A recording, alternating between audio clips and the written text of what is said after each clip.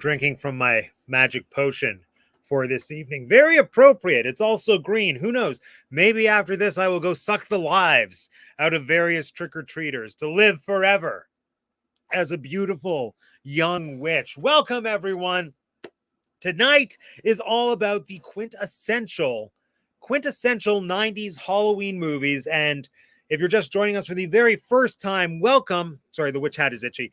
Welcome to week 3 of the Teacup for One 90s Halloween movie marathon. My name is Matt, and I have 2 degrees. And tonight, we're doing a classic double feature. Tonight, we are talking about Hocus Pocus and Halloweentown. One of those movies went to theaters, one went straight to the Disney Channel.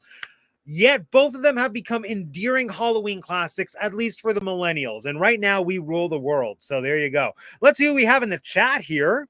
We've got Sabrina, my black cat. She came to join us tonight. Sabrina, always a pleasure to have you, especially during your season.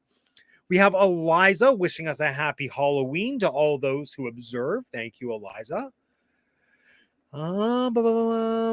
Yes, and then my mom's here. Hello, hello. And we have SJM Hadsock. Hello, friend. Thank you for joining. All right, I'm excited to dive into these movies. They are as 90s as you can get, and they're just classics all around. Let's bring in our first guest for this evening. It's Jeanette, everybody. Hello. Welcome. Hey.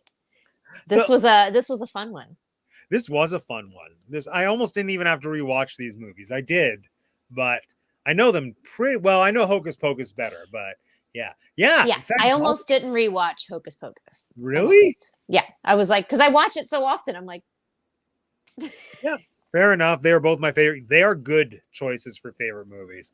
Jeanette, what is the most quintessentially 90s Halloween thing for you? Like whether a movie, whether just an aesthetic thing, costume.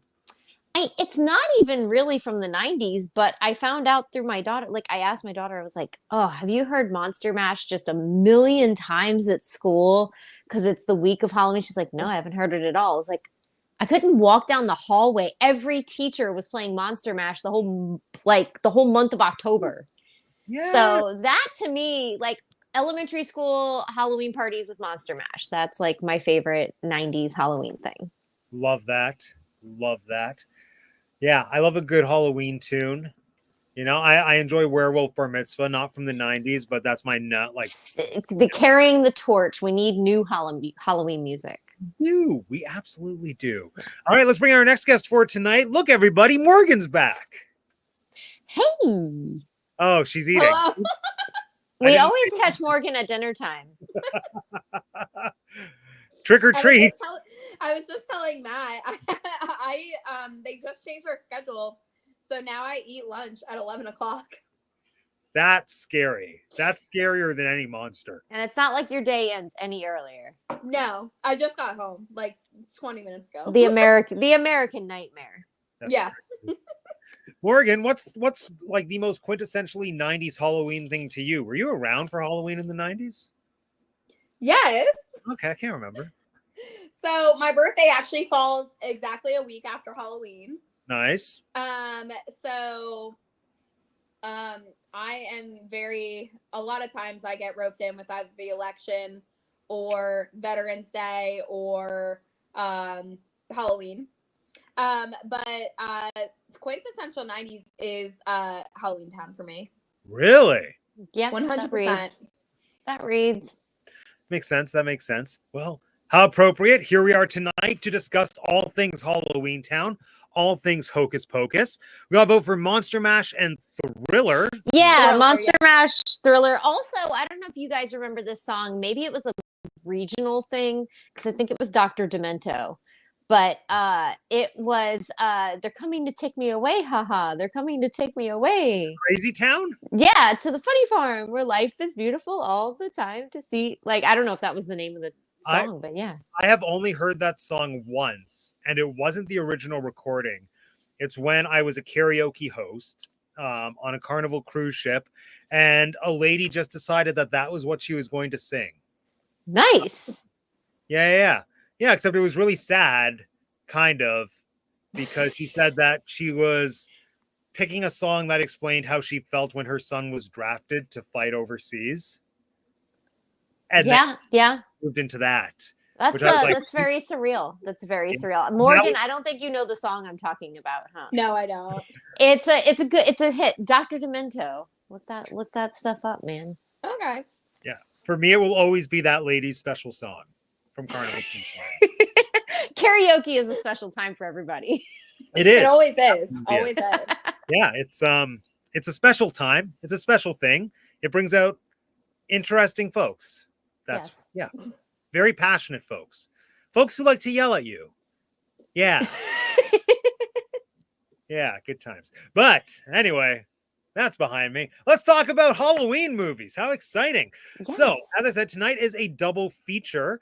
Before we jump into it, for anyone watching who might not know these movies, we are going to do a rapid fire recap. Morgan, this is a new thing that we do sometimes. Oh, okay. I give everyone 30 seconds to describe what the movie is about. So we'll do each movie one at a time. We'll start with Hocus Pocus. You go. Now, you have 1 minute. Oh no, 30 seconds. Sorry, 30 seconds. Hocus Pocus. Three witches. They hate children. They want to eat children for eternal life. They turn a kid trying to save a sister into a black cat who lives forever, and then a virgin lights a candle, and they bring the witches back, and then they have one night to get rid of them, or they're here forever, and then they're dead, and all the kids of Salem are dead. And that's time. Well done. Jeanette, I'd like to invite you to do the same. Hocus Pocus in 30 seconds. Go. Set in the 90s, three witches come back from the dead, and there is a everlasting cat, and three teens and two teens and a preteen are on the run from the witches, and through many cell phone-less shenanigans, they find their way into the clutches of the witches, and then they defeat the witches, and the everlasting cat can see his ghost family again. Nice. And there's a lot of, well, I don't know about a lot. There's two good songs. Lisa, Hocus Pocus in 30 seconds. Go. I don't need 30 seconds. I just need 10 seconds. Ooh. And that is three mediocre witches trying to ruin Halloween. Done. Oh, damn. Jeanette, we That's forgot for the- about Billy. Well, Oh, Billy. Billy was a great part of the movie. And then Doug Jones's career kicked off. Yes. Doug Jones did better things. Actually, I do love Billy. Yes. He's But- my favorite part of the movie. Yeah, He a valid part. he was an addendum, I believe. I'll talk about that later. Interesting. All right. Well, now let's do Halloweentown. Lisa, go. 30 seconds. Halloweentown is one of the best movies in the world. It stars Debbie Reynolds and a hot mom who I don't remember her actor's name, but Judith she's Hogue. hot, and a very amazing cast of children actors, and they have to save Halloweentown from this evil sorcerer. But the mom has like made the kids not like realize that they're magical, like her and the grandma. So like there's that familial kind of thing that they have to break, and it's just such a good Halloween movie. And that's time. Jeanette, Halloweentown. Let's hear it. Another quintessentially 90s. Oozing 90s. Yes, witches that don't know they're witches, raised by a witch, then find their witch grandmother, and which grandmother has enemies, and which mother has enemies that she didn't even know about, because women are stalked. They don't know this until they find out in a very violent way. So yeah, and then they defeat the stalker, and wait for the sequel, because it's a lot like Scream. There's 4 of them. Calabar's Revenge. Yeah. Is it like Scream or Scream 2? I'm just kind of like Reverso. Oh, yeah. Reverse Uno reverse card. That's true. Yeah. I watched Scream 2 a few days ago. Yay. So good. Me too. Yes. It's so good. I will say though, the first Scream was superior. Like, Well, No. any first of its kind is going to be, other than Evil This Dead. is the Godfather Other than Evil 2 Dead. of the Scream. no. They even acknowledge it in the movie. It's like sequels are never better. No, except for Scream the 2 one. is not better. Scream 3 could potentially. Ooh. Really? Okay. I See, will. leave that Wikipedia ruined Scream 3 for me by mistake. I was But looking they're at the all- last thing, and then Because it's we spoiled. know it's a different killer every time Yeah. because we know that, right? Like we've set that in stone by the second film. Yeah.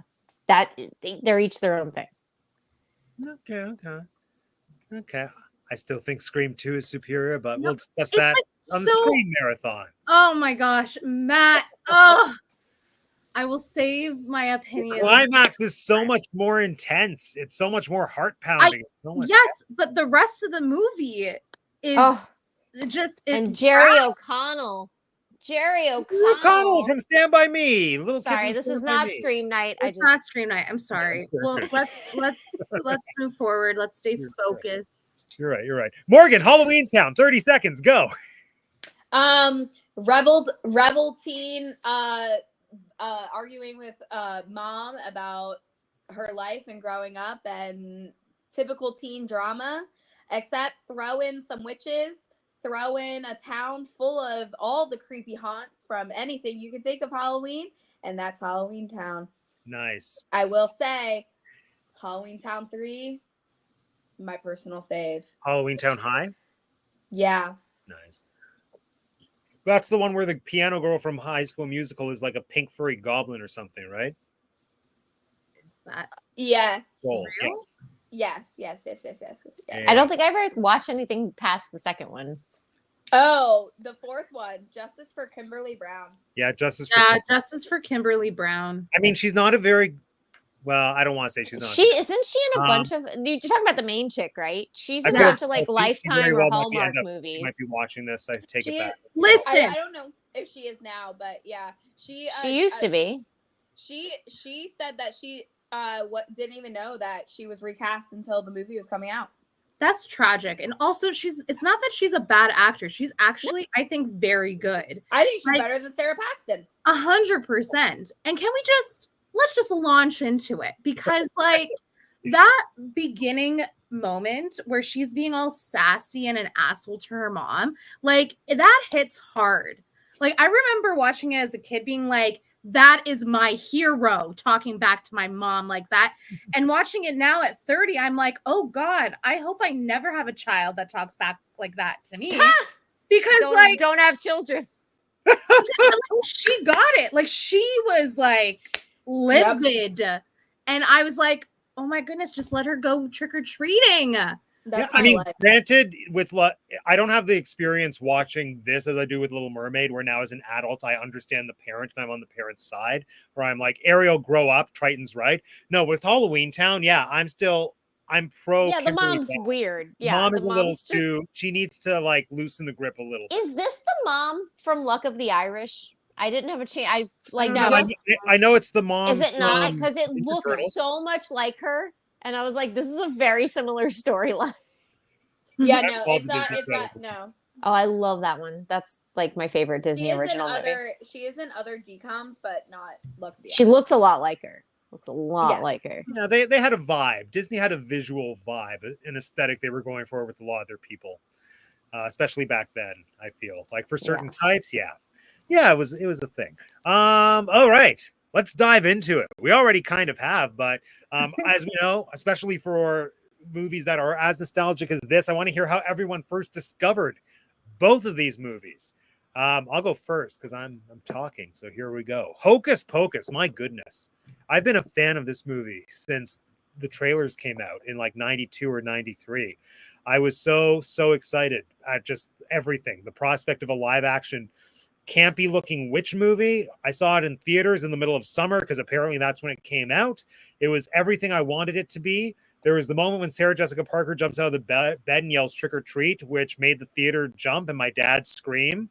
And yeah, I've always loved Hocus Pocus. I've gone through phases where I've thought, like, is this actually a good movie? Into I don't think this is a good movie, but I've always loved it, whether or not I think it's a good movie. And we'll get to that when we get to how does it hold up. And yeah, in Halloweentown, I had the very special, like, unique 90s kid experience of like having to wait until it aired on real TV to see it. So like I saw all the previews on the Family Channel, which was Canada's pseudo version of the Disney Channel. They licensed all the Disney Channel content.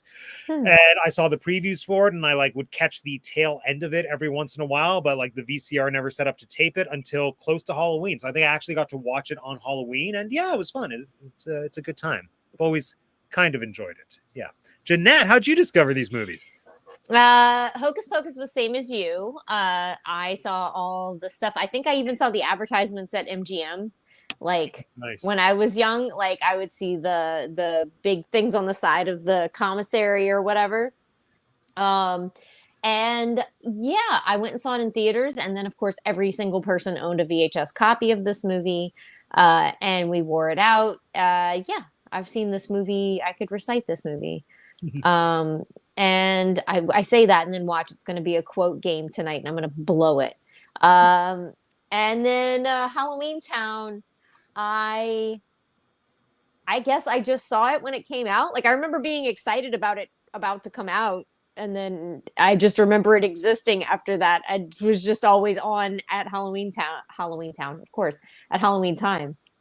And yeah, I like Halloweentown. I am on the high end of middle with, like, at this point in my life. Originally, I was like, this is the greatest thing I've ever seen. Why aren't we doing more of these? If you can do this, we should do this all the time. Yeah. And then now and my daughter says I watch it a lot, but I don't remember watching it a lot. But I put it on and she's like, don't you watch this like a lot at Halloween? I was like, do I? I guess I do. If you're saying I do, I don't think I do. But yeah, maybe I do. All right. Maybe you do. There are worse movies to watch all the time. Yeah. Yeah. Morgan, how'd you find these movies? Disney Channel. Both of them? Yeah. Nice. Very Yeah. good. I like when you said it came out in theaters, I don't remember that at all. But then again, I don't really have memories before like very long. But I just remember always watching them on Disney Channel. I don't know when did Halloweentown come out? I feel like it's 97 or 98. Oh yeah, I think then they were probably like 4 or 5 years old then when I remember watching them. But I just know that I've watched them every single year, and I think originally I was scared of them, like of Billy, and then I was scared of Calabar in Halloweentown, and then I think as I've gotten older, I've gotten over that. But You realize Calabar is the hero. what? No. No. No. I don't know what you're getting at there, buddy. He's ugly. Ugly But- people can be heroes. She just got But- ugly. But Kimberly Brown is now married to Calabar's son. So Yeah, that's cute. true. That's cute. Like in the Yeah. movies or in real life? No, real no, life. in real life. In real life, they didn't date while they were filming. They actually didn't like each But other. that's really weird. Yeah. That's And she weird. still has like the face, like one of the, like some face The thing. I hope she has a face. Is it still her face? No, like Yeah. they had to do a cast of her face for something, Oh, and they cool. still have it. Nice. She has it. Nice. Cool. Yeah, I appreciate and respect that she like is celebrating her legacy with Halloweentown and as Marnie, which a lot of people in movies like this I feel try to distance themselves from, and that always makes me a little bit sad. But like Yeah.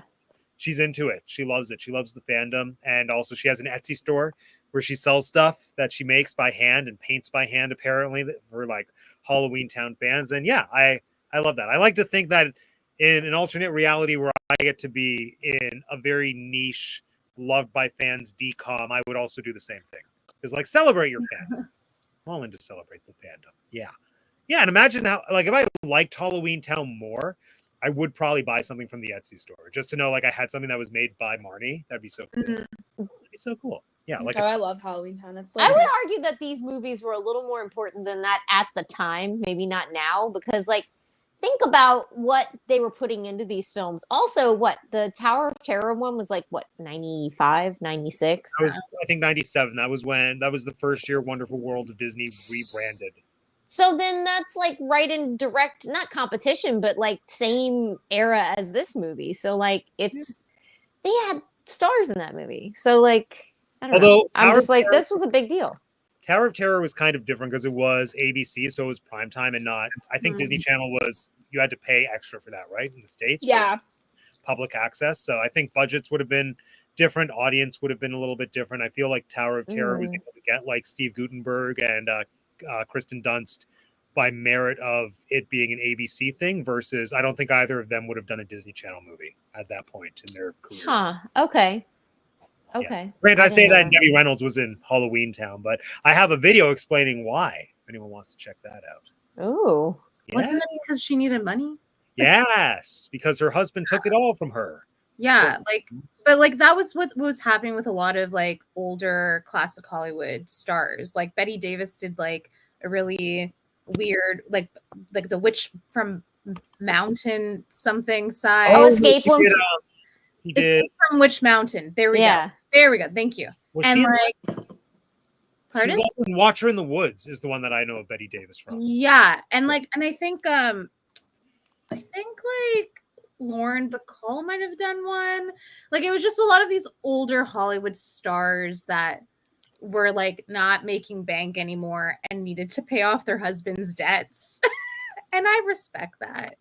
I mean, I wish they didn't have to pay off their husband's debts. I know. Well, yes, very true. Yeah. I also feel like there was I think she was also trying to get funding, or she put a lot of her own money into preserving Hollywood memorabilia. Like that was something that she was really passionate about before anyone appreciated it. And I mean, I think a lot of the stuff that we currently have is largely because she made an effort to save it and buy it with her own money from the MGM auction in the 70s. Whereas if she wasn't behind that, we would have lost a lot of really great movie props.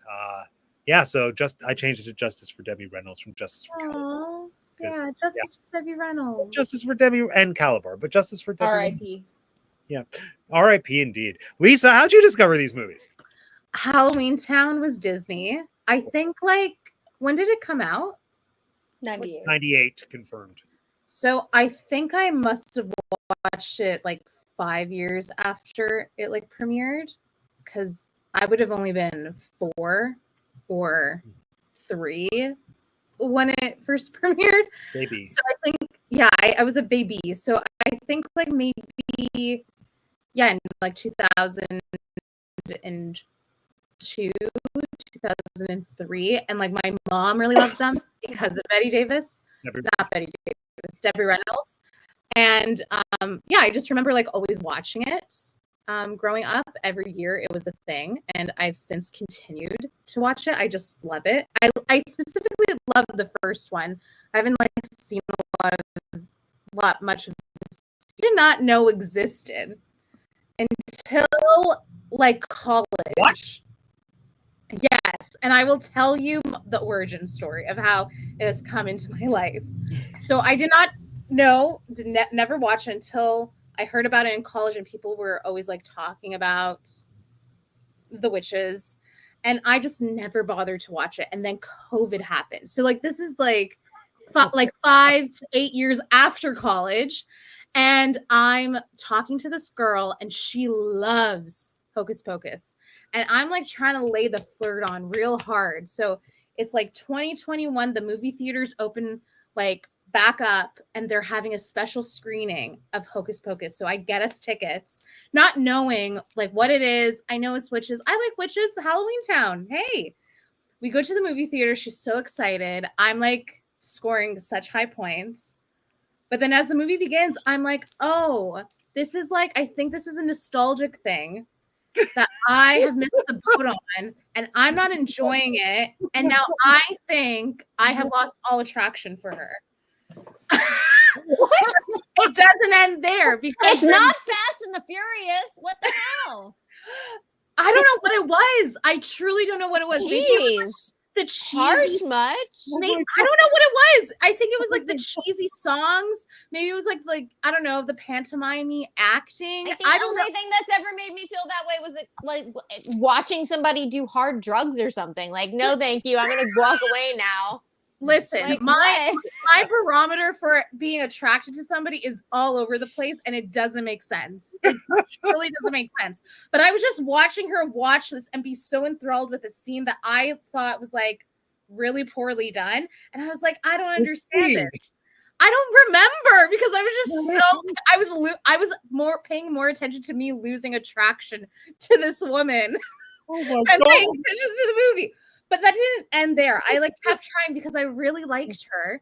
And so a few weeks later, Bette Midler said that she was going to be like hosting some like donor event. Oh, I paid to watch that. Me too. It was so good. I did not enjoy it because I don't enjoy Hocus Pocus. It was just so bad that it was so good. It was hosted by Elvira. We love Elvira. But how much was that event, Matt? Because I purchased $5. Minimum donation of $5 to Bette Midler's like nature preservation, whatever. I think I might have paid more to impress this woman again. Well, it went to a good cause though. It went to a good cause. But yeah, so I've seen this movie with this origin story, and I think it's kind of ruined for me. But Vince and I watched it last year, and we still were like not into Vince it. Doesn't like it either. No, I think that you said it. You were like, when this first came out, I would have only been blah blah blah or however old. So I think that's the thing. Feel like you may be onto something with the nostalgia thing, but I think we feel very called out and very threatened. Well, actually, very attacked. It's a good when my, you my say next that, question, but Morgan is also younger. Yeah. Than I love Hocus Pocus. When did Hocus Pocus come out? 94. Like 93, I think, or okay, I was like not even imagined yet. I was born in 94. Yeah, 93. There we go. Yeah. Oh, 93. Sorry. So yeah, I don't hate it like I do Peter Pan. Again, that's not like the bar is very like it's down there. It's not there yet. It just doesn't resonate with me. And it's the fact that it's a nostalgic thing. I missed the boat. I should have watched it when I was a kid. I didn't. It's fine. But I do like Sarah Jessica Parker in the movie. Hey, so, man. There's that. What's not to like there? Yeah. So, she's beautiful. My favorite Sarah Jessica Parker part ever. Well, that and Mars Attacks. Yes. It's a dual ticket there. I worked with someone once who hated Sarah Jessica Parker, and she would just like, she went on pretty well all summer about how she thought Sarah Jessica Parker was a terrible actor. And I was like, I like her in Hocus Pocus. And she said, Hocus Pocus is the one exception. It's the one time she's good because she's playing herself or something like that. What? I know. She That's always pretty funny. plays herself though. Like I've always enjoyed Sarah Jessica Parker, but yeah, no, whatever. Wow. So anyway, this is as I was saying, it's a good segue into the big question I wanted to open with, which is we'll do one film at a time. Let's start with Hocus Pocus. Rather than asking, does it hold up, which we can kind of mix into that as well. My question is, Hocus Pocus, is it good or is it nostalgia? What do we think? Lisa's already spoken her I piece. think I said it. I think it's nostalgia. I will say I like Hocus Pocus 2.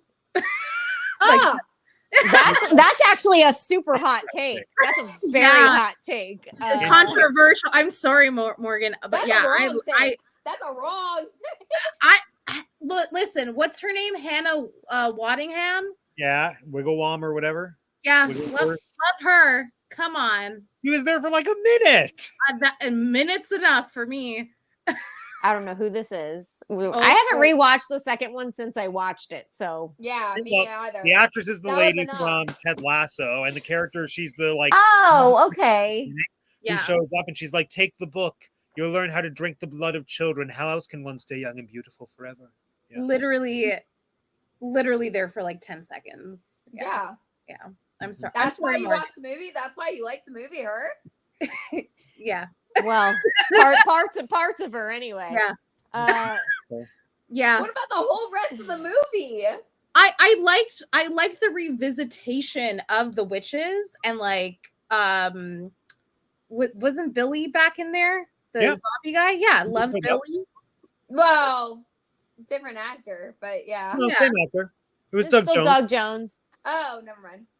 Anyway, we're Doug, not talking Doug about Jones is gonna Doug Jones anytime Doug Jones can Doug Jones. So we're not talking about how a Hocus Pocus 2 though. No, not yet. Hocus Pocus. But Yeah. Hocus Pocus, is it good or is it nostalgia?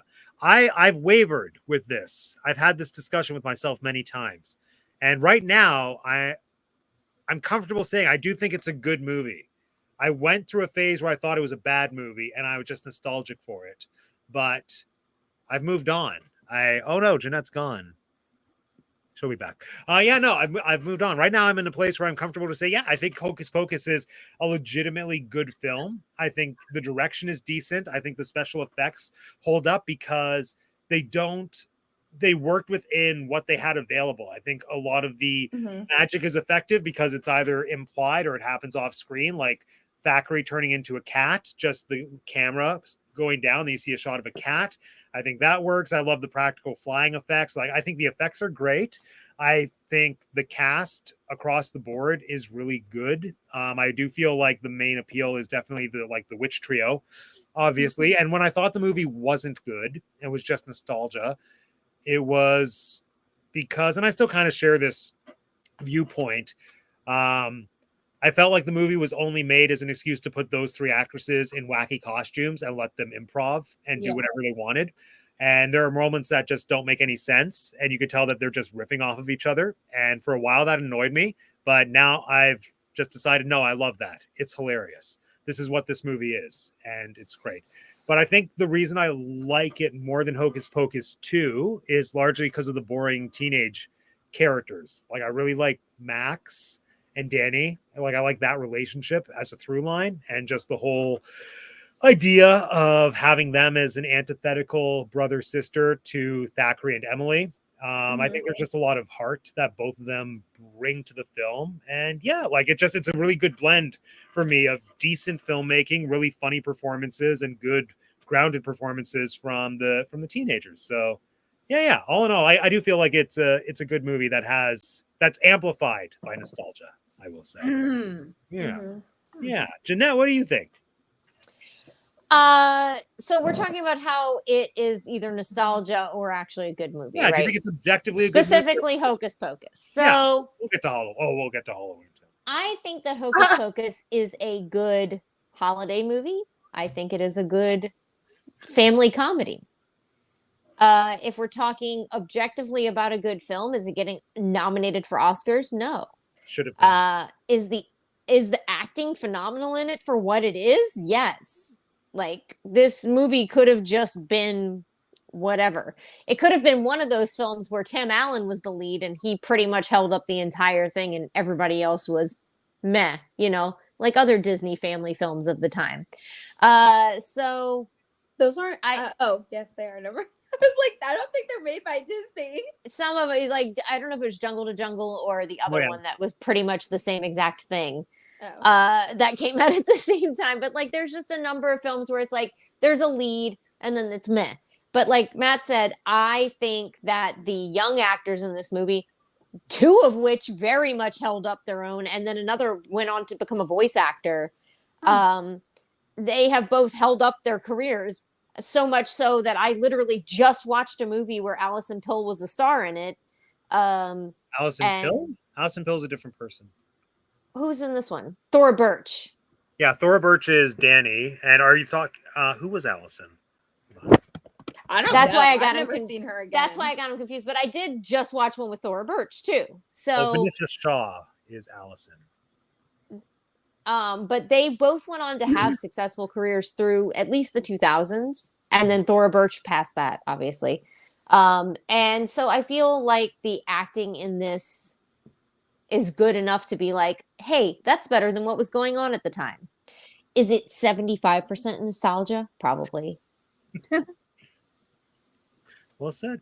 Yeah, I think what I appreciate about this movie is it's hard to articulate this, but when Bette Midler talks about the film, she talks about how it's her favorite role she's ever played and how much she loves Winifred because she feels like you can't. She said something like, "I don't think you can see me at all in that role. I feel like I just fully disappeared into it," and knowing how much she was like,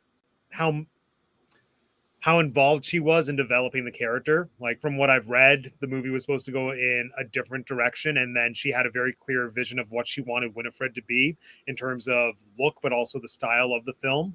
And it was kind of a take what I'm doing or leave it and you don't get me. And then they went with it.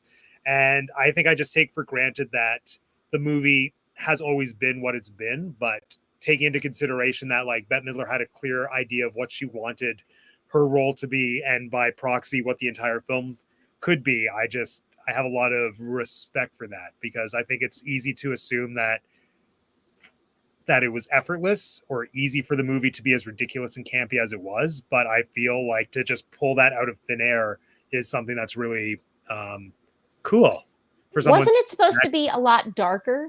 I think so, yeah. Okay, and so like I feel like that I feel like it was supposed to be darker, and it was in response to there was like a sequel to every major franchise of horror at the time. So I feel like it was this market that they wanted to dabble in. That's like a random kind of, because I was thinking that today. I was like, I feel like this gets darker than like some Disney stuff gets. You know, there's like death, necromancy, like there's stuff.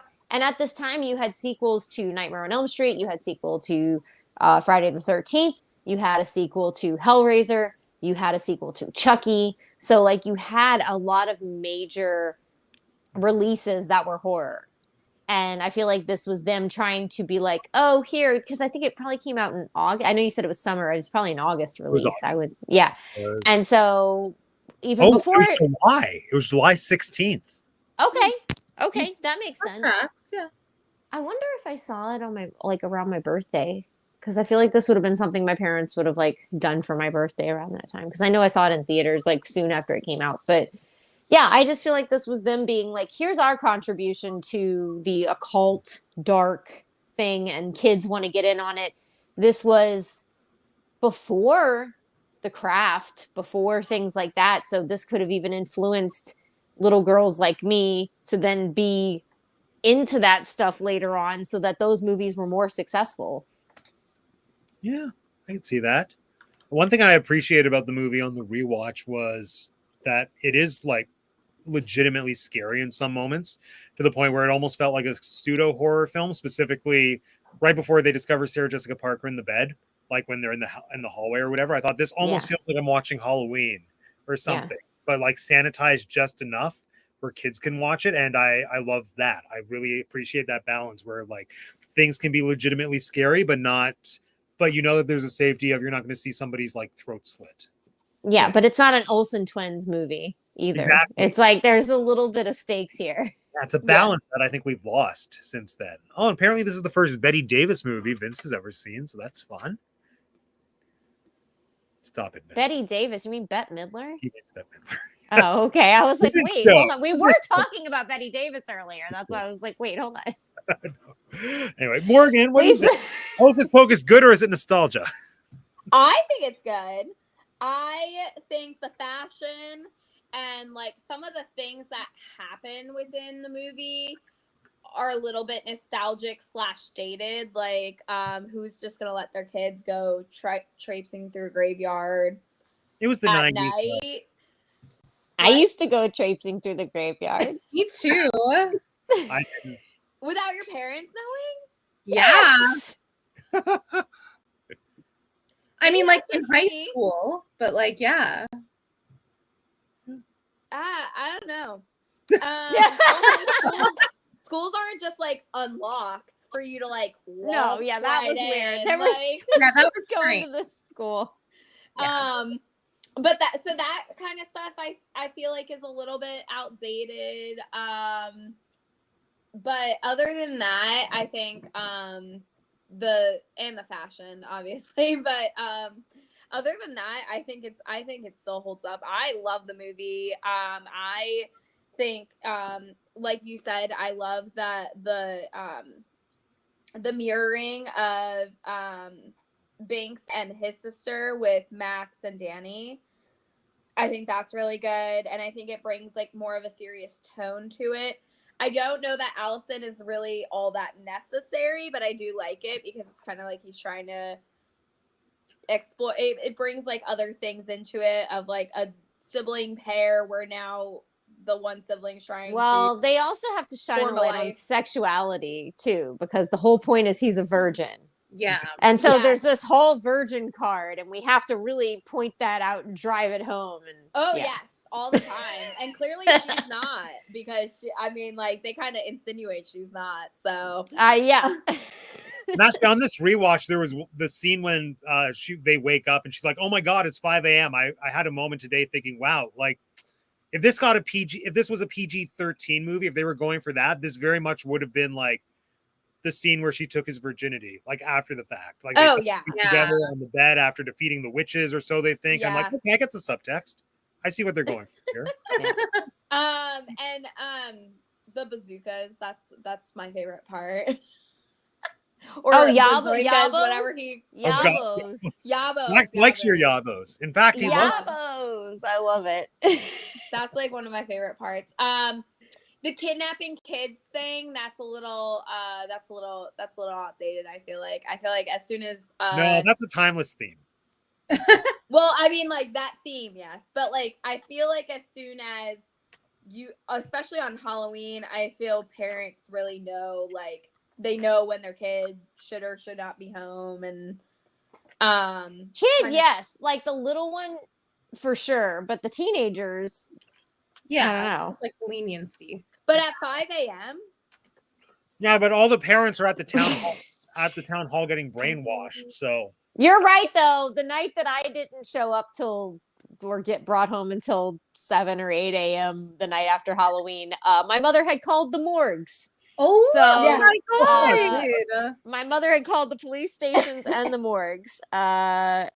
did you So not yeah, have a cell phone? you're right. They're probably worried. Why didn't you I wasn't call? thinking, like, obviously it's already said that Danny and Allison's parents are at that party at the town hall, but I don't think the two bullies who are actually kidnapped, I don't think they're I think it's insinuated that they come from bad households and that their parents would not care where they were.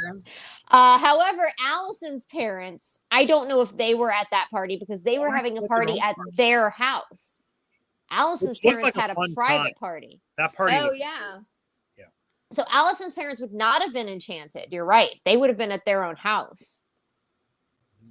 But didn't They the were- enchantment like go like past the No, you town? had to hear You the have to song. hear the No, song. you had to hear it. Oh. Okay. In the It's deeper second than movie. that, Lisa. Jeez. And also, like, not every parent in town is at that Exactly. that thing. So when, like, if I'm a parent and my kid's getting up out of bed and walking out at like 7 o'clock in the morning, like, you think they would like be like, where the heck are you going? Like, Yeah, no, for real, for real. I was thinking the same thing on this rewatch. I literally had never thought that. And I was like, there are kids walking in mass in the middle of the street. in Not the middle of the every night, like, not every adult could have possibly been at that party. yeah. I don't know. There were a lot of people there. There There was, were. like I said this on your Instagram earlier. That party, my whole life I'm still seeking that Halloween party. I have still yet to find that Halloween party because that Halloween party looks off the freaking hook. we Yeah. need Well, to actually, make it happen. watching this and watching Halloweentown 2, it just made me realize that all these movies gave me unrealistic expectations of Halloween parties. Oh, I threw Yes. Halloween parties from like middle school to high school trying so hard. And I'm like, oh, it's not me. It's all you guys. You show up and you just sit on your butts. You got to get up and party. You know, and like the band they have, the Hocus Pocus party, like they have a whole horn section, good singers, good music. Yes. Oh, Yeah. I wish. Even the party at Allison's parents' house looked great. Well, Like, and the party in Yeah. Idle Hands. Like that Yes. party. I yes. was like, oh, this party, the offsprings at this party, get out of town. These parties. Oh, nice. Yeah. Wow. But Hocus Pocus 2, I think, is dumb. I think it completely negates negates everything that they set up in Hocus Pocus 1 Well, about who Winifred is. Like when that was the ending, I was sorely disappointed. well, And my fan theory about Hocus Pocus 2 is that it's in a different universe from Hocus Pocus 1. Oh, like the multiverse. Yeah, Well, well, what's because they're interesting- watching Hocus Pocus 1 in Hocus Pocus 2. So I feel like Hocus Pocus 1 is a movie about the Sanderson sisters, and Hocus Pocus 2 is about like the real Sandersons. So that's why they look different. I know real life, it's because they're like 30 years older, but that's why they look different and act slightly different and why they're not as cool. I think the problem is Sarah Jessica Parker is not Jessica Parker, and I don't know what happened, but she is just not there anymore. And yeah. What are you talking about? You think she's like dead and like it's a conspiracy? no, I'm saying she's just maybe dead Oh. behind the eyes, but like Oh, maybe it's because Yeah. she's a Scientologist. Is she a Scientologist? that's a Absolutely. good description of Scientology, dead behind the eyes. I That's a don't know. good. Oh. Maybe we just made a match made in heaven. That's a good description there. Yeah, I think maybe it's that's that it. she's first. not- I just think that she's not as willing to go to certain lengths as she was when she was younger.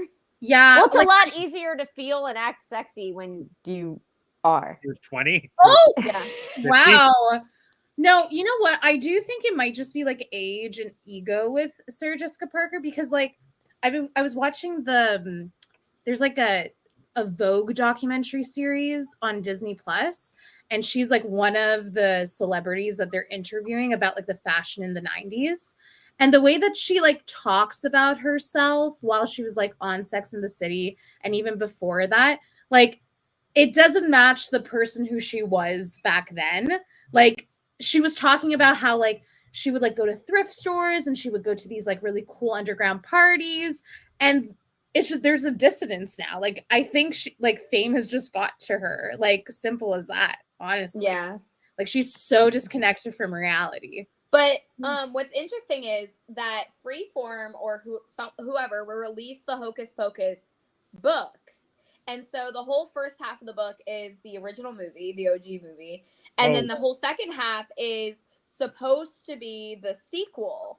And so that's what I thought they were going to go with. And I was so excited because in that one, Binks comes back, his sister comes back, and there's like this whole thing with them trying to get rid of like all the trying to get rid of the sisters again. And it's a whole different like storyline. And that storyline is really good. And this second storyline is not good. It is bad. And it's cringy. And it's just the worst. The only scene that sticks in my mind that I really loved was that, I know we're not talking about the second one, but that drugstore scene. And that's because it felt like the first Yes. movie. Yes. Like I it was gonna felt say like that's the only moment where this Sarah room is Jessica Parker solid. felt right when they're like, let's take a selfie, and then just Sarah knows how to pose perfectly for Yeah. a social media photo. I was like, this is the vibe. This Yeah. is right. Yeah. Yeah, because Yeah. historical inaccuracy in their comedy is part of the comedy. Mhm. Like Yeah. when she says stuff to people, it's nothing that existed in the 1600s. Like nothing at all that she uses, no turns of phrase, nothing. Yeah, I feel like that's part of the humor. Yeah. I don't know. I just I really like I love the first one. I don't think it's nostalgia. I think it's just a very like otherwise because if it was nostalgia, I feel like they wouldn't play it as much. Because Halloweentown, they don't play as much anymore. That right there. That's true. Huh. Yet almost every day Hocus Pocus is on. Yeah. Yeah. Actually, that's another question I sort of had on my list of things to talk about. I mean, I do want to get to Halloweentown. Is it good or is it nostalgia? But this might segue. Why do we feel Halloweentown hasn't amassed the same cult following as Hocus Pocus? Because they came out ruined roughly it. around the same time. Because they ruined it. They ruined the series. But Oh. also, Well, it also wasn't a theatrical release either. yeah. High School Musical wasn't though, and that got the fan momentum. What Not was? fan momentum. High School Musical was just a TV movie. That was and a that different got attention. decade, though. Yeah. Yeah. Also, I fun fact: High School Musical had the same director as Hocus Pocus. Huh. I can see that. I think it's because Really? Halloweentown is like shot and edited very poorly. Well, it's edited for TV. Yeah, it's edited Yeah. like rewatching it this year, I was very aware that like the shots were so close up, and Vince was like, "Oh, it's because like it's edited for TV." It's TV. And like Yeah. it doesn't make sense on like a widescreen modern TV anymore. I'm Yeah. like, oh, so yeah, I think that's why they don't play it as much, because it's just like poor quality. I remember when the fourth one came out, and I think just going into college, and it really made people mad. It really made people very upset, and then all the younger kids loved it, and then all of us that like grew up with Halloweentown hated it. And so I think it like very much, and that's the one they play a lot, is the fourth one, not Really? the Ew. second or third. Yeah, they'll play the fourth one a lot. With fake Marnie. Huh. Fake Marnie, yeah. I can't believe they did that. Like they don't even look alike. No, they don't. Now, I read a more recent article, either from this year or last year, that claims the reason Kimberly wasn't in it was because Disney and her people couldn't come to an agreement, like a contractual agreement. Mm. Well, Which she is said on apparently the real Instagram reason. last year around this time that she didn't even know. Really? She I didn't feel even like I know. read She previously that she had a conflict. The story changes. The story changes a lot. I mean, yeah. Yeah. But on her Instagram, I remember her saying like she was just turned on the TV one day and there was a trailer of Sarah Paxton in the new What? No, Halloweentown movie. I don't believe that. That's wild. I don't believe that like her agent / manager wouldn't have gotten wind that the movie was happening. Like with the rest of the cast returning and just with the industry being as it is, like I would be shocked if that's how she actually found out. Yeah. I don't know. Well, like how old was she? Because like maybe it like the contract stuff was like through her parents. And like maybe she would have been in didn't know. college. She would have, or college age, or maybe older. And I think Kimberly J. that was also maybe a thing. Like they thought maybe she was too old to play Marnie. No, But- Marnie's this. Marnie is her age.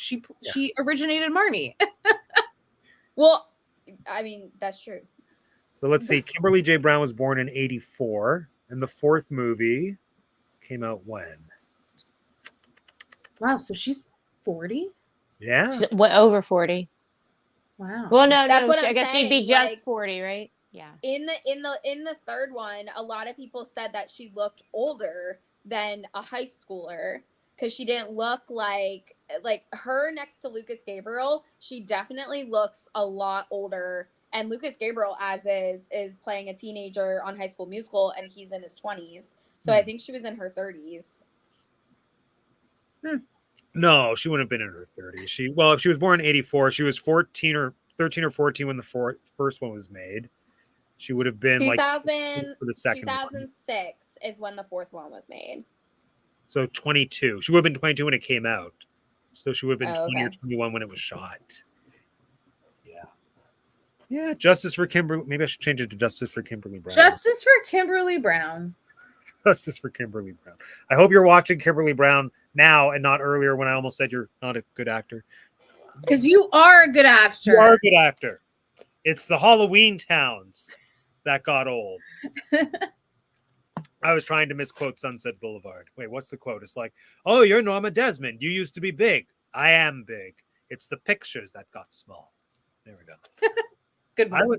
Oh, gosh. I want a Sunset Boulevard remake that's just somebody who was famous from a Disney Channel movie, and that's become their identity, but they're like in their 70s. I'm going to write that. It'll be a Fringe show next year. Just wait. Okay.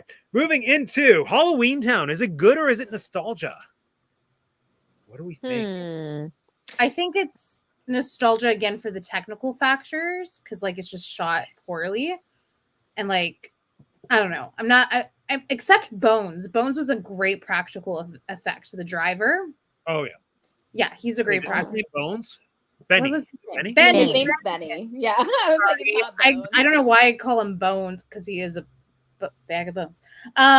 But I will say, like, I like the storyline. Like, it's a classic storyline of like mother hiding family secrets from children and grandmother trying to repair the family. Like you that's a nice little trope, and I appreciate the matriarchal storyline. So I think it's like a mix of nostalgia and actual credibility or artistic merits, and yeah, I liked it. I love Halloweentown. It just like feels like a pumpkin spice latte.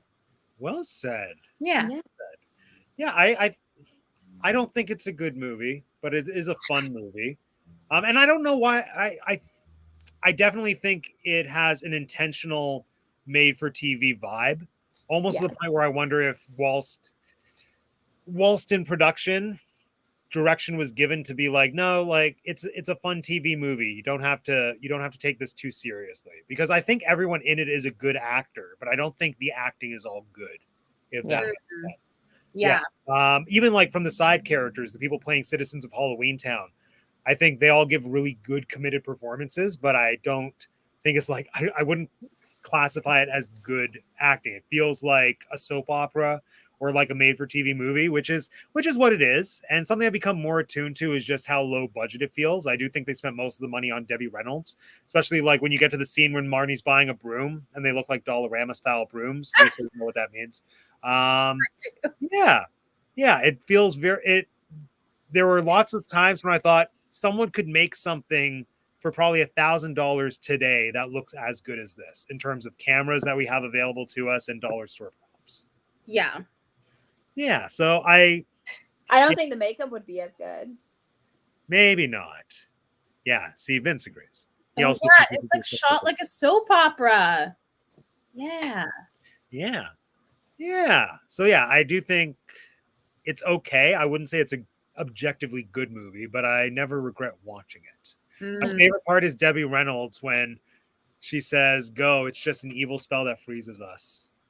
It's just so bad, but it's so good. It's so soap opera-y. When they're like, "No, we have to save Grandma," and then just you have Debbie Reynolds like, "Go, it's just an evil spell that freezes us." It's my favorite. I love the campiness of it. It's so yeah.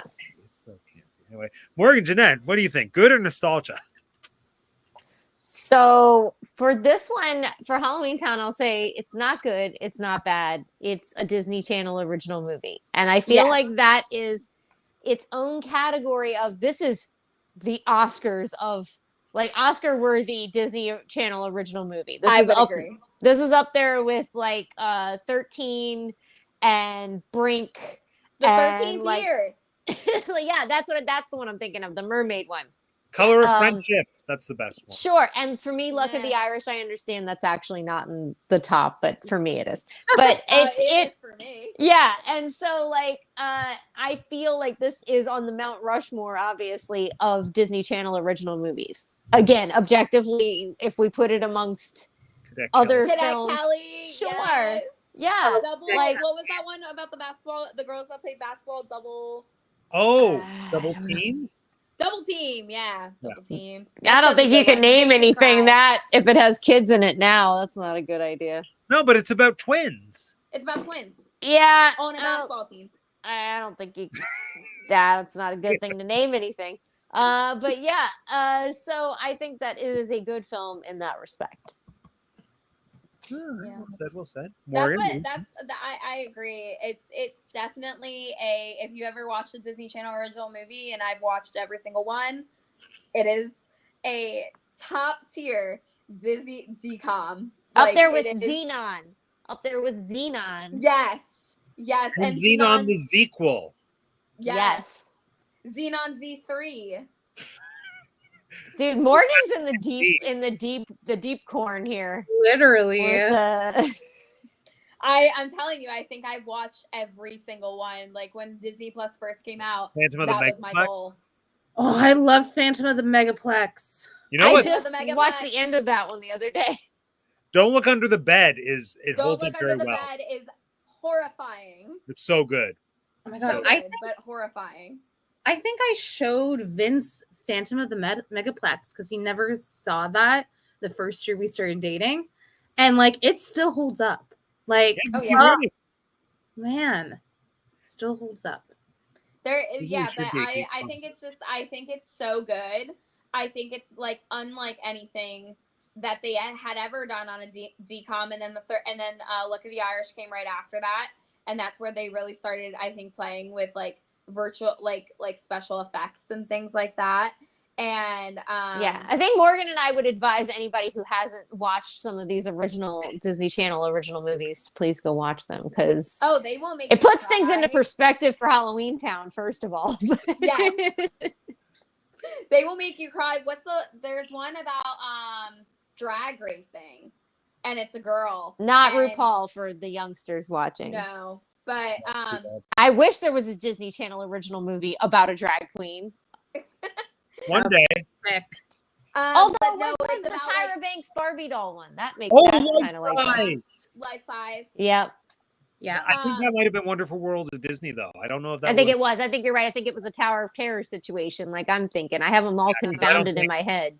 Yeah, I don't think. Well, I was about to say I don't think Lindsay Lohan would have done a decom, but I know for a fact she did. Get a Clue. Yeah. Yeah. She was amazing in Get a Clue. She Was was Get a Clue like Harriet the Spy? Yes. kind of, yeah. Oh, Harriet the Spy. I But love it was that so movie good. so much. But that's what I'm talking about. Like it like you never have to wonder when the commercial's coming, because they always lead you to a breaking point, and then Yeah. the commercial comes, and then it's like perfect. There's a PowerPoint fade. Yeah, and I don't know, but to your point, Matt, they don't cast like side characters purposely. Like it is whoever showed up that day. Okay, you're now going to be this person, and these are your lines. Like that is how they cast side characters in a DCOM. Like they purposely cast the main cast, and then everyone else is like, oh, you're here, you look like this, you look like you would work and be like an older grandma friends, like here are your lines, here you go. Oh my gosh. That is 100% how they did that. Like I have no doubt that They is just what they did. throw a dart at a board full of names, and they're like, this person will be the werewolf. Boom. I do love the werewolf hairdresser. He's great. Yes. Yeah. Yes. Yeah. And I think it's just like they do open casting for extras for who's ever around, and whoever shows up is who shows up, and they're just like, yeah, this is what you're going to do. We were like, saying if I had been in that tiny little town where they shot Halloweentown in like 1997, I could have been a zombie. You could have. I probably You could have. could've. Trying I to mean, think, I don't- no, I haven't been on a Disney Channel thing. I've done background work for a Canadian show called The Next Step, which is kind of like Glee but for kids who dance. Ooh. And yeah, they went to Miami, which was just a Latin restaurant on like Queen Street West in Toronto, and I sat in the background behind the main girl and ate tortilla chips, and it was fun. Yeah. Yeah, that's a close. Right on Track was the drag racing one. That's a good one that makes you cry. Oh. Love a decon that makes you cry. It's always Yeah, good. it's like a girl almost dies. It's pretty intense. I believe it. So next thing I want to look at is just comparing and contrasting these two movies. What would you say Halloweentown does either better, or what is it more successful at than Hocus Pocus? It's kind of an open-ended, broad question, but yeah, what do we think? Where do we think Halloweentown succeeds more than Hocus Pocus? I think Halloweentown is more like something that could possibly happen in your actual life versus Hocus Pocus. I can actually be Really? aware of my life. Well, like people all have like what goes on with their families, especially as you like move Oh. on throughout the series. Oh, as the metaphor. Like, I meant the her grandma lives mythology. with her, and her grandma's kind of kooky and weird, and they kind of do some weird things, and they go on these like long extended vacations. But like the storylines within Halloweentown, I feel like are more resonate more with people. Like I don't know about you, Lisa, but I was totally Marnie in my my house. Like I wasn't a witch, but I was a witch to my mom. Very metaphorically driven. Yeah. No, I like definitely was I think Marnie is like such a relatable character for kids, and I think because of that and Kimberly Brown's amazing acting So good. so good. I think Halloweentown is just like based in like a more grounded place than Hocus Pocus, which is like not to say that. I mean, I know I just said like I don't like Hocus Pocus, but I love campy, far-fetched, fantastical movies and stories. But I think what makes Halloweentown stronger for me, at least in compare and contrast, is because it's more grounded in this reality. And I love the relationships within the movie. I think like they're so nuanced and like real compared to Hocus Pocus. I think because Hocus Pocus has like, I think a more fantastical, bigger adventure, like Halloweentown has the ability to like focus on like the nuance between the grandma and the mom and the brother and the sister and like the townspeople, like the grandma's friends. Like I think like that's what's the strongest for me and why I go back to Halloweentown every year, because I like seeing something new that I wouldn't have seen the last 25 years watching it, because those relationships are just so detailed. And I think that's because of like the acting, like really good actors for a freaking DCOM. Come on. Yeah. Yeah. That's something I never really clocked, but I do agree. I think the multi-generational element of it is really strong. And yeah, as I said, I think they're good actors, but I don't think it's always good acting. But I think they elevate it within the confines of what the script is and probably, again, how it was directed. Because my impression is that, yeah, for the most part, TV movies, people who make them know what they are stylistically. And so, yeah, they don't encourage you all the time, I feel, to, try to get an Oscar, because like it is what it is. And I think within what it is, they do a pretty decent job.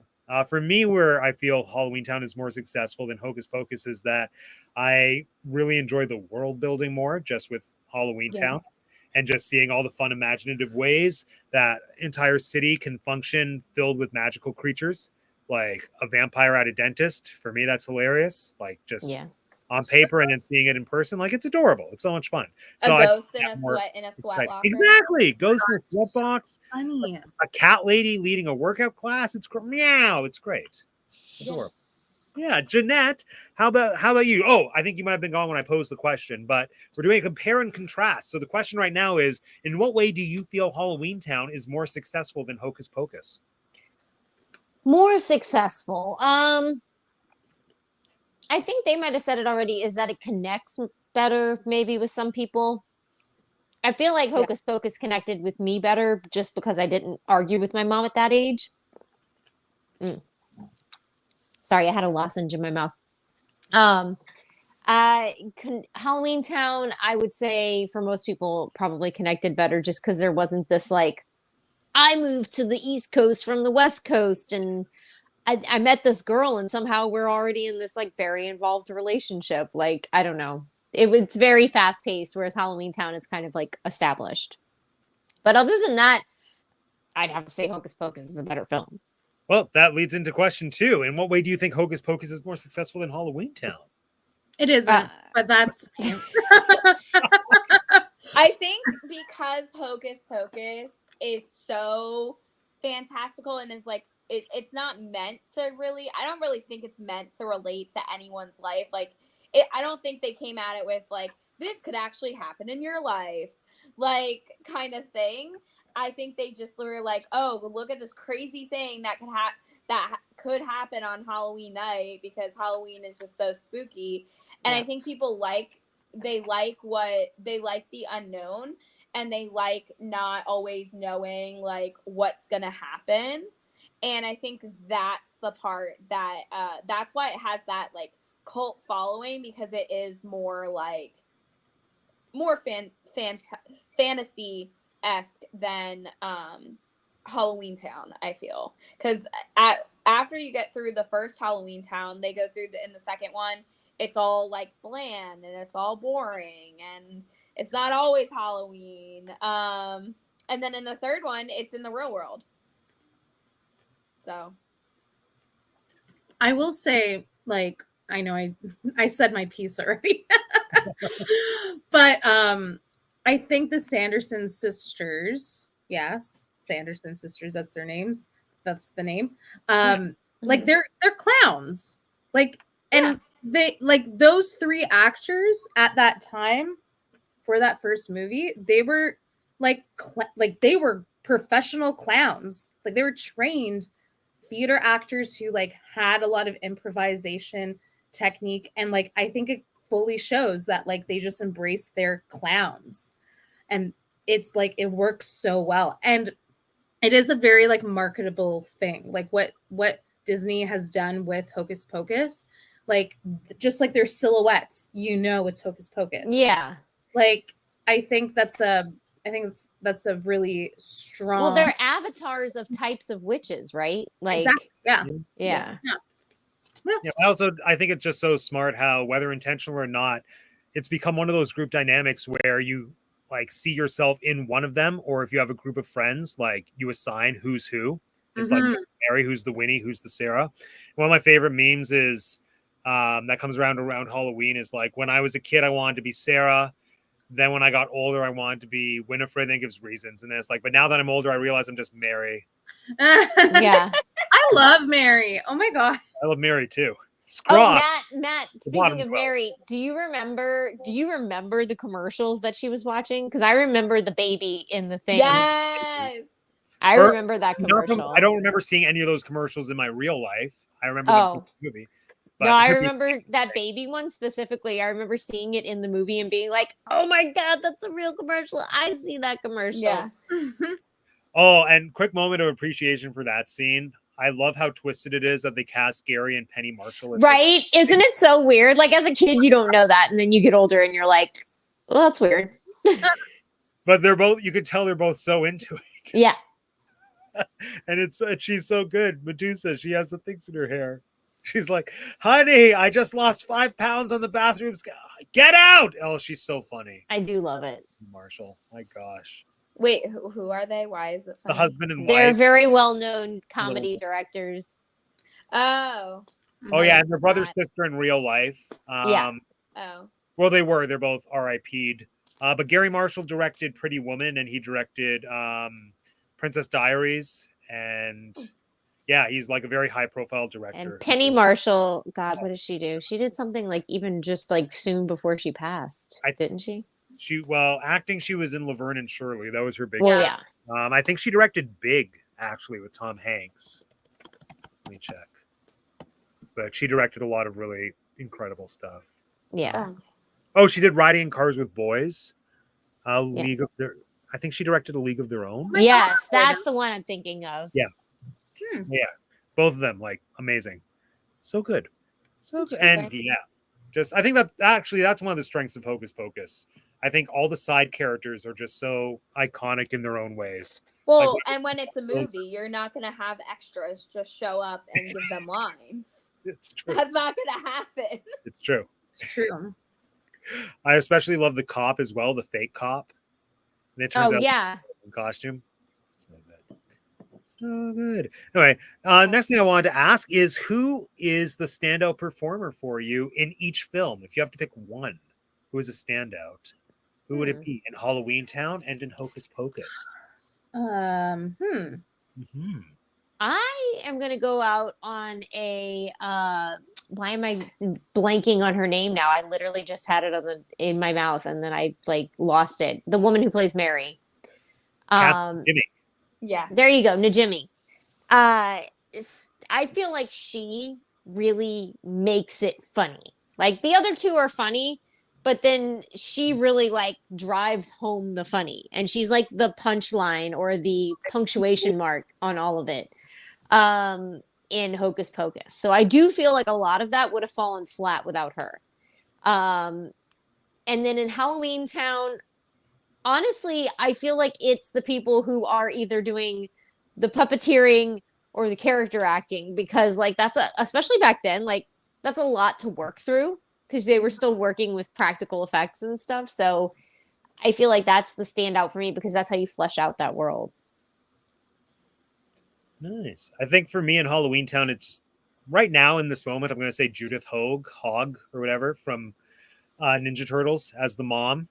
I think it's like one of the more easy to look over roles, or one of the more thankless roles, because she's not as interesting or fun as say the grandma or the kids. And she's, as much as I've kind of been ragging on the acting in this movie, I feel like she is really good. Like she grounds it in a way that I feel is really necessary for this movie to work. You said she's from Ninja Turtles. Was she April? She's April. Yeah. Stop it. I didn't know that. Also, fun fact, she seemingly lied about her age for a long time because I remember I had this discussion with you, Lisa, like 3 or 4 years ago. Yeah, I think we were discussing Halloweentown via messaging. I was like, did you know she was only 29 when she made that movie? And then you questioned me. You were like, she looks so old. And then we found out her actual Old, but she doesn't look She 29. looks older than 29. Yeah. But then- Yeah. yeah, but then I found, different sites sort different, like different sites cite different years for when she was born. Some say like 63 and others say 69. So Oh. yeah. So she was either like 29 or 35 when she made this movie. No one will know. It's the mystery. But anyway, I think she's really, really great in all of the movies that I've seen. And for Hocus Pocus, my vote goes to the voice of the cat. I think his name is Oh, yeah. Jason Marsden. Marsden, which is no relation to James Marsden because No. I just looked it up today. It's another But- J. It's another J. Marsden. But he's Yeah. also Max Goof. Yes, And exactly. he's He went also on to be a cute. very successful voice actor, and that was his main role. Yeah. Well, not main role, So but very impressive. well known. What I love with him in Hocus Pocus is that they brought him in at the last minute because I think the guy who plays Thackeray Binks at the beginning in like the white Yeah. shirt Mhm. wasn't as good of an actor voice wise as they wanted him to be. And so he shot his scenes. And then I think when they tried to get him to voice the cat, they were like, no, this isn't going to work. So they brought Marsden in and he had to like redub all the like live action stuff for the footage of that guy. And it just syncs up for me so well. I had no clue that voice Yeah, I didn't know was that. from the guy in the movie. But Yeah, I didn't know that It's- either. it's seamless. It is basically seamless. And so the fact that he technically was able to do that alongside doing a, I think, fairly good period/regional dialect and just having a lot of heart in that cat. Plus, it's a talking cat. So, of course, it's my vote. Yeah, he's my person. Morgan, who are your two standouts? I think my standout from Hocus Pocus is Danny. Because to be one of the youngest people in that cast by Yep. far is and hold as big of a ground as she does in a lot of the film. Because honestly, I don't think the male actor is that great. His voice is kind of like annoying to me, and I think his acting kind of sucks a lot of times. But that may just be because he's being a whiny teenager. But I think her acting is very good, especially Yeah. for her age, and I think she can play off of him really well, and I think she makes him look better. Yes. Yeah. Full Because I agree think on if it that. was any other like little girl of that time, I don't think it would be a Mhm. hit. For Halloweentown, I think it's Kimberly J. Brown. I hate to go with like the lead actress, but like I think her and Debbie Reynolds, like they really bring it out for me. Like they're the ones that I think of when I think of Halloweentown. I don't think of I mean I know like the rest, but they're the ones that I look forward to their scenes. Nice. Good answers. Good answers. Lisa? It's so hard because like for Halloweentown, there's just so many great people. Like I think about like the little sister, Sophie. Sophie, like she has Sophie. a small role, but she's so sweet and precious and like does such a great job. The brother, The brother. so funny, so funny, so cynical, like such a great trope of a character. But I think I would have to go with the mom. Like I just love her so much. I think she like was part of my sexual awakening. I hate to Really? say it. Yeah, like Like the actress or the actress in this movie specifically? I think like just the way that the actor like looks, like that is like very much like my type of woman that like I'm attracted to. And like I just like love like a mom who like does not have control of her house. Like I think that's so funny. I don't know what that says about me. But yeah, like I think she does such a great job, and she acts so well against Debbie Reynolds and Kimberly Brown and the guy who plays Calabar. Like she has like really good chemistry with everybody in the movie. So yeah. I'm sad that she lied about her age. She never needs to do that. Well, I think she stopped. I think that's why it's mostly updated across the internet now. That's good. That's good. I'm glad she stopped lying, because definitely some flags went up when I was like, you were only 29 in Halloweentown? Huh. Interesting. Yeah. Yeah. I guess for Hocus Pocus, I don't know. I'm gonna say Bette Midler. Yeah. Sure. I'm gonna say Bette Midler. Why not? Like she's iconic. She's iconic. She does know. She like. I know you mentioned that like she has some like feelings about the character, because like it's like the character really is like she wears the character and it's not her. But like it's so good. Like it's iconic. It's such a image. So Yeah. I feel like career defining performance. Well, defining in some ways, yeah. Yeah, even though she's done so much iconic stuff, but that's up there. Yeah. Mm-hmm. Yeah, when I look the mom up, it says she's 61, that she was born in 63. Okay. That's the year my mom was born, so that reads. She was saying that she was 6 years younger. Ooh. Yeah. And actually, when I found out, I think actually I might have been 29 when I first read that she was 29 in Halloweentown, and then that made me question everything about age. I was like, "You're like, that's not right." Look like? Do I look this old right now? Not just, but she doesn't look 29 in my mind. No, she looks like she's in her 30s. Exactly. Yeah. But also, people look younger now. Because millennials are aging well. I mean, Gen Zers aren't, but that's no. There are kids that go to my school that look older than me. I believe it.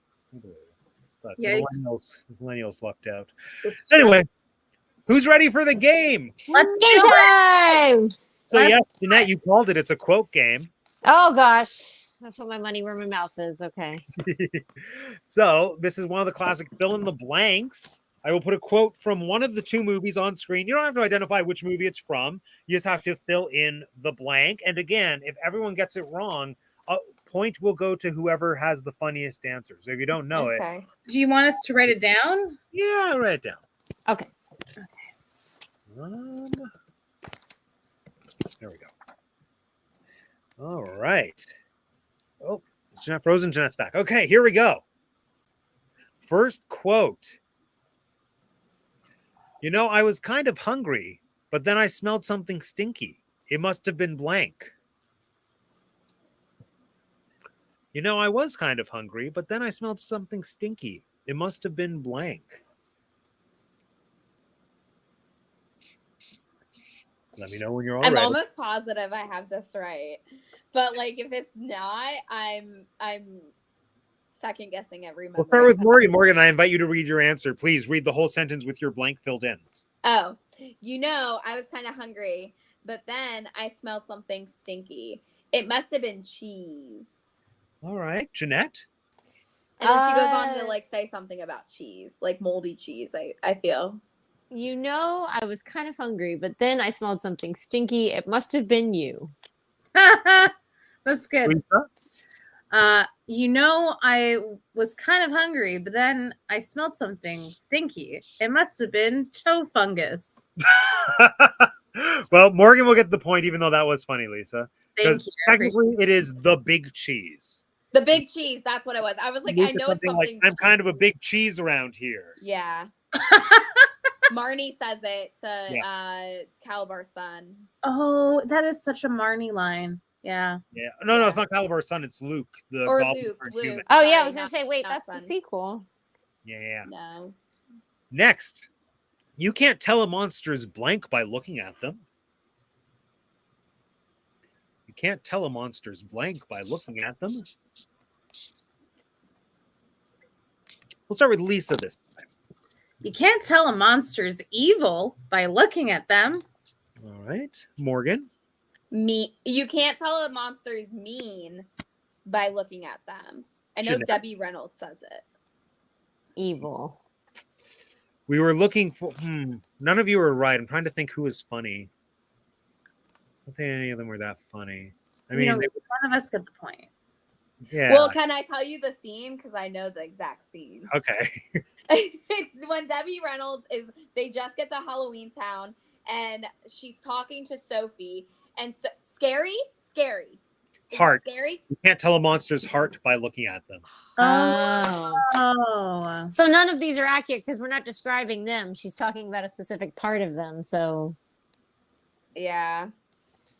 Everyone gets a point. We'll do that. it's the same as But nobody getting it's it. in that Exactly, but scene it's where nice. they first get there and Sophie's like looking around and she's like trying to she's like, are they like evil or me or something like that? But and Debbie Reynolds says this to her. Yeah, that sounds right. I think. I can't remember. I don't know Halloweentown that well. Next, maybe you could learn to blank through your blank. Oh.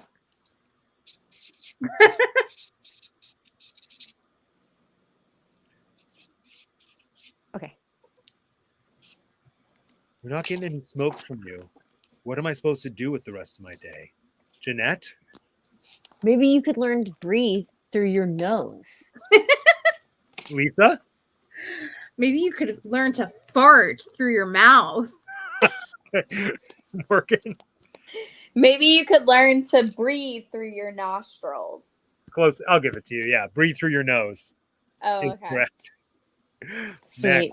Max has so many good lines in this movie. Like I so thought amazing lines. nose was like too poignant. I thought he would be more clever than that, but No. I was wrong.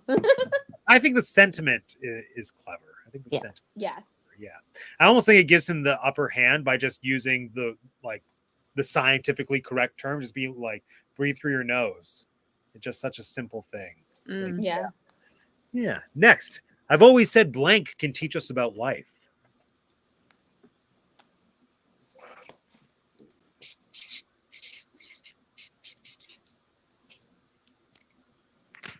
Let's start with Morgan this time.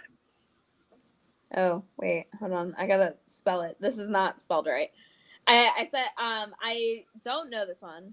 I feel like Bink says it, but I said I've always said necromancy. That's funny. Lisa? Where did it go? I always said death can teach us about life. Yeah, same. Well, Morgan's going to get it because she made me laugh. We were looking for the movies. It's Debbie Reynolds. Wow. Oh. Oh, really? Marty says something. I think Martin. No, it's not when she says she has all the Frankensteins, but she mentions about like classic monster movies, and then Grandma's like, "Yes, I've Oh, always yeah. said the movies can teach us about life." Yes. When she comes to visit. Yeah, it's at the very in the beginning. Next, sisters, look! 'Tis the chocolate-covered finger of a man named Blank. Yes.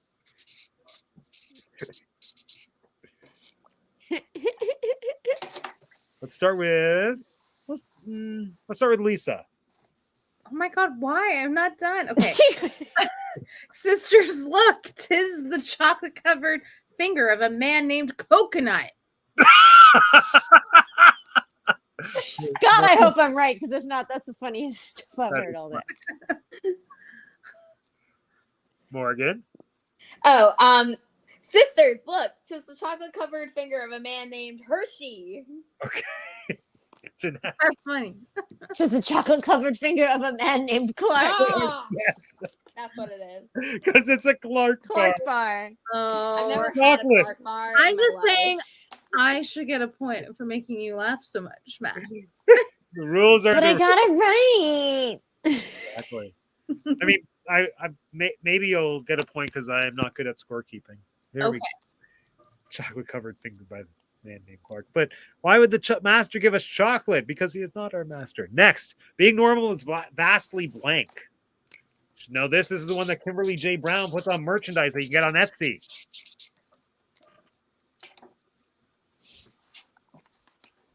All right. Oh, speaking of Etsy, did someone buy? No. Okay. I thought someone bought something from me, but it was just an Etsy thing being like, oh, Christmas is coming. Here are trends. I'm like, these don't apply to me. Anyway, we'll start with Jeanette. Being normal is vastly overrated. All right. Morgan? Being normal is vastly overrated. Oh, being normal is vastly boring. Yeah, it's overrated. Okay. Yeah. I was trying to think of a way to give you a point. That's But all It's fine. It's fine.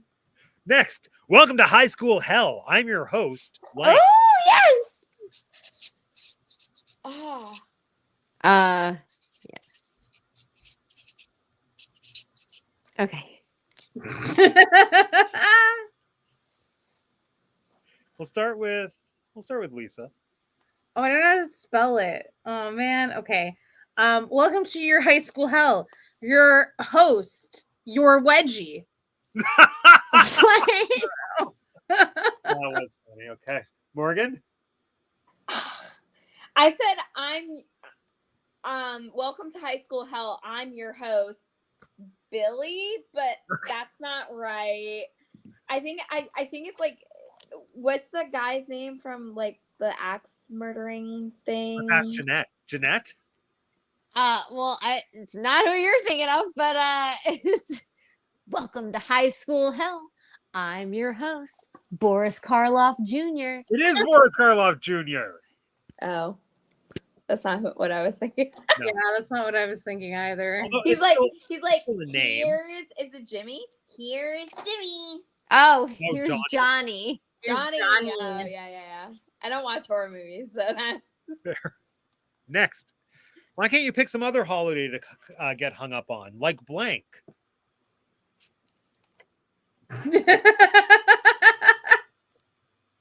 Oh, I remember this. I remember this. I remember this. I think I'm going to be right. I don't know if I'm going to be right. I'm not doing too hot. I got it. I'll give you a bonus point if you know what the follow-up line is to this line. Oh God. Giving it away. We'll start with Lisa. I don't know the I follow-up know. line, but why can't you pick some other holiday to get hung up about, like Arbor Day? Okay, Morgan. I said the same thing. Why can't you pick some other holiday to get hung up on, like Arbor Day or Groundhog Day? Yeah, and then he calls her something. You little ankle biter. Okay, Jeanette. Some other holiday to get hung up on, like Arbor Day. Trees are important too, you know. Nice. Yes, it's Arbor Day. You all get a point. Yay! Finally. Next, say what you want. Just don't blank on me. Oh.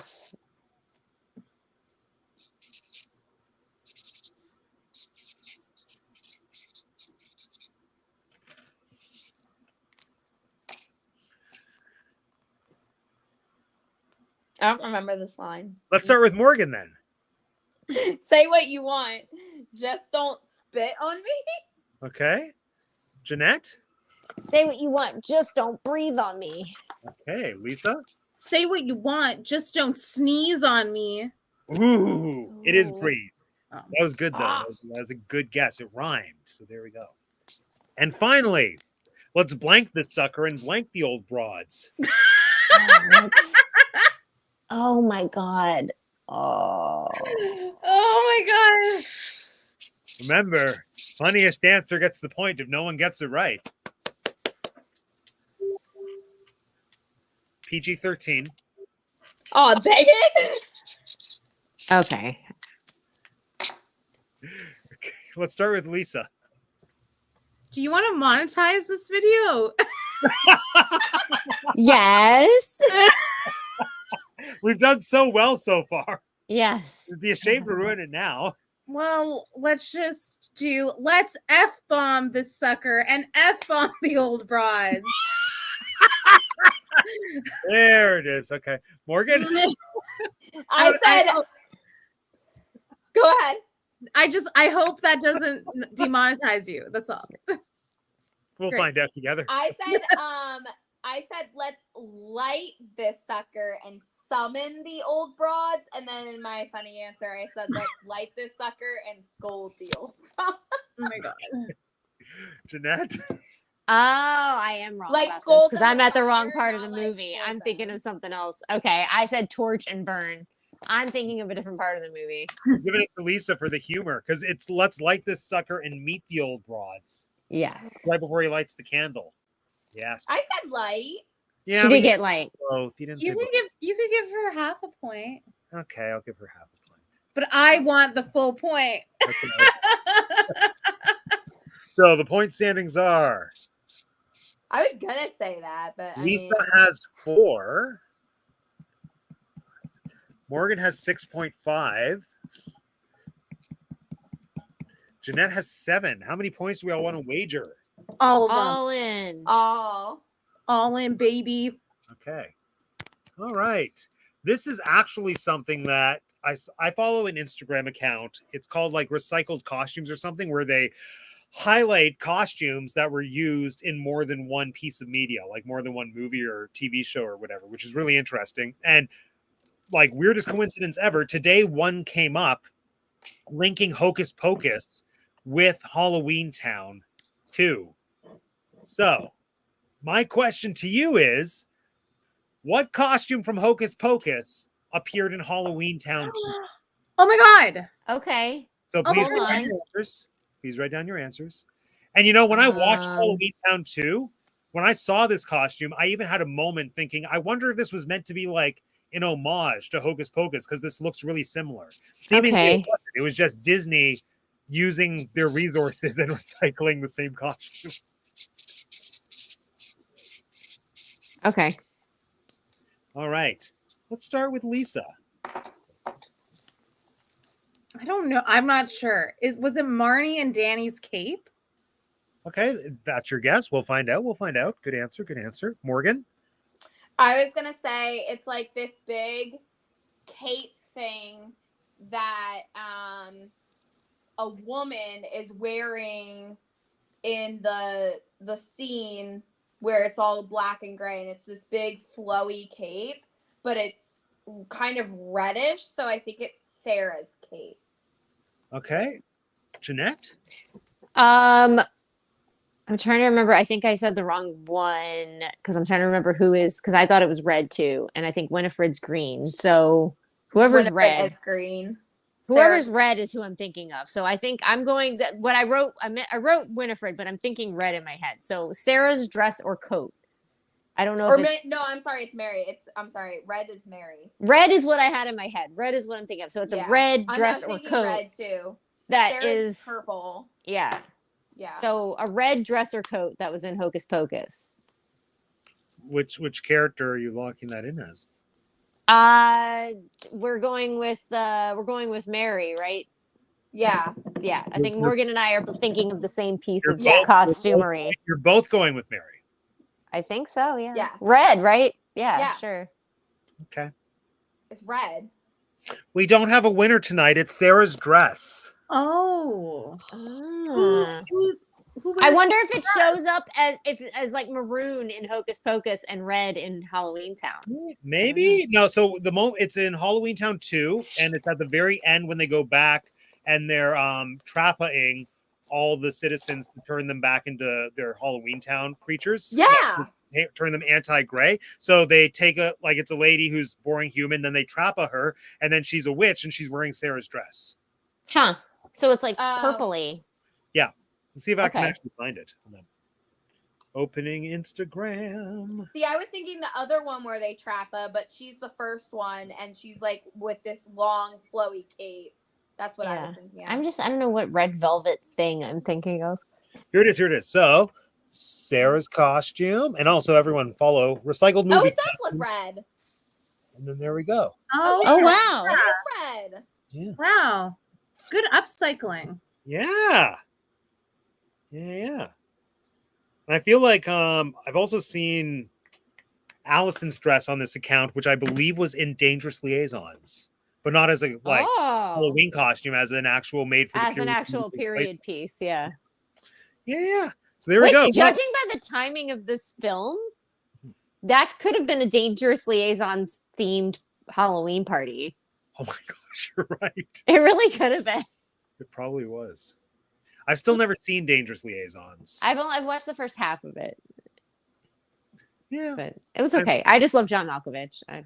They're doing it at Stratford next year, so maybe I'll see the play. I probably won't, but What are, I like what's to the have show? the option.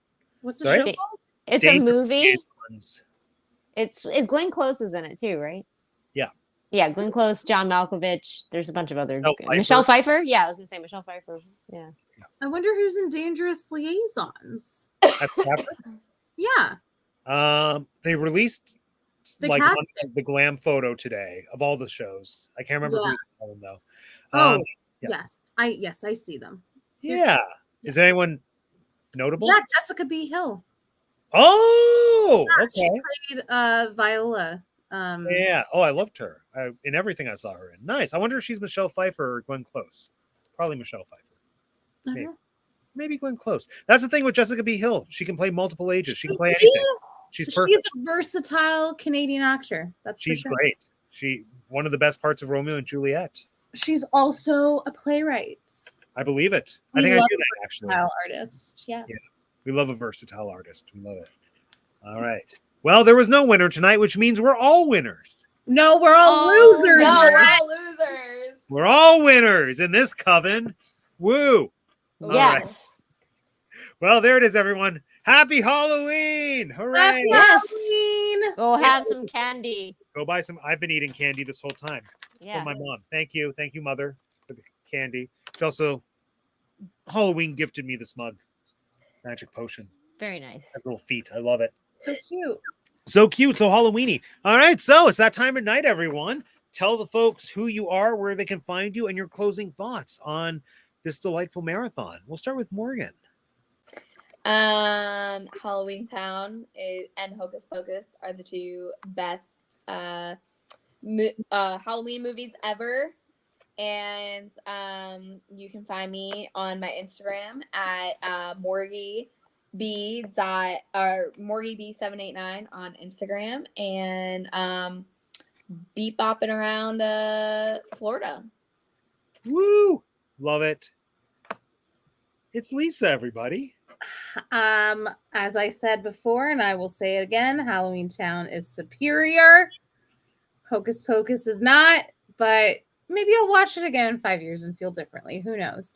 Anyway, I'm Lisa Alves. You can follow me on Instagram at Lisa_A_Alves or on TikTok at Lisa Alves Creations. And I'll see you next week. I'm looking forward to next week's movie. So catch you on the flip side. Happy Halloween. Woo! Happy Halloween. Hello. I hope everybody's had a really wonderful spooky season. If you haven't, you should go watch these two movies and then you will. I think that these are necessary watching for Halloween. According to my daughter, I watch Halloweentown a lot. So yeah, you should too. They're both easy to find films, both on Disney Plus. So why not? Also we didn't talk about the music. Music in both of these movies, absolutely amazing. So just pointing that out. Mark Mothersbaugh went on to be Devo. just went on to be so successful in movie scores. So yeah, amazing music in both of these movies.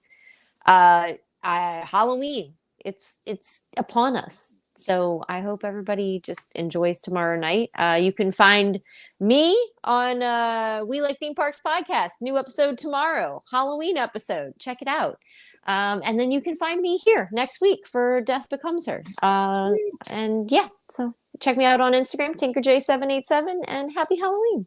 Happy Halloween. And if you're watching, this is my channel. My name is Matt 2 Degrees. Thank you so much, folks, for joining us for the last episode before Halloween. So enjoy your spooky season. We've got 1 day left. And then, well, granted, we are back next week to talk about another sort of Halloween adjacent movie. So it's not quite Christmas yet, but it's coming. It's coming. And yeah, as Jeanette said, next week, Death Will Become Her. Join us to talk about Meryl Streep breaking her neck and Goldie Hawn getting a hole in her stomach and Bruce Willis being caught in the middle of it. I cannot wait. See you there. See you then. We're done. How do you end this? End.